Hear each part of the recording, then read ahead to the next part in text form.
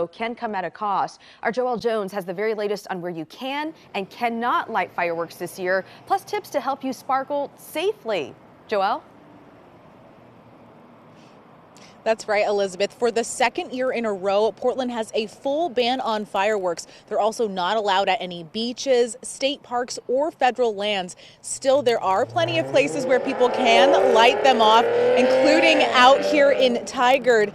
Though officials are asking people to do so safely, as they tell us they've already seen fireworks spark into fires.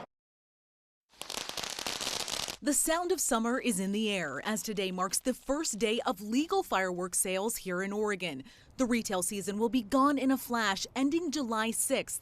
But as stands open shop across the region and people stock up for the 4th, state fire officials are urging residents to sparkle up the skies safely and legally. As folks get ready to celebrate the holiday that's coming up on July 4th, we're really asking folks to be cognizant and to prevent any injuries when using these. We also want folks to make sure that they're using legal fireworks within the state of Oregon. And while some areas like the city of Portland and Milwaukee have a full ban on fireworks, for other counties looking to celebrate, officials warn lighting off illegal fireworks could result in misdemeanor charges or a fine up to $2,500 from local law enforcement.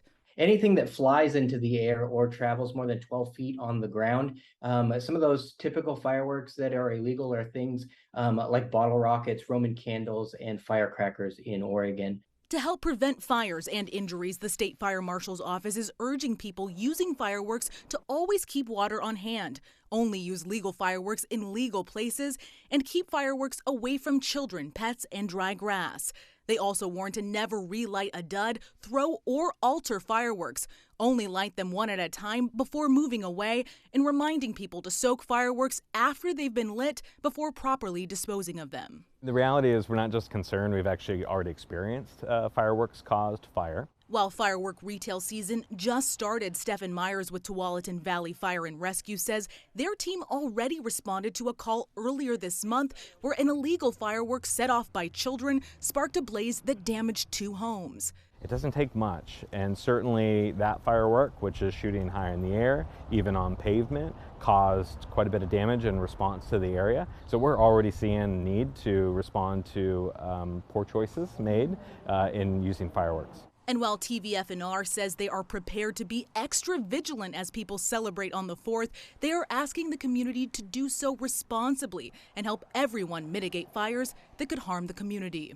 When you light off an illegal firework, you don't know where that's going to land. You don't know if it's going to be in your neighbor's yard where it's dry. You don't know if it's going to be in a nearby field. So just the potential for risk raises highly, in addition to potential bodily harm of your friends, family, and neighbors.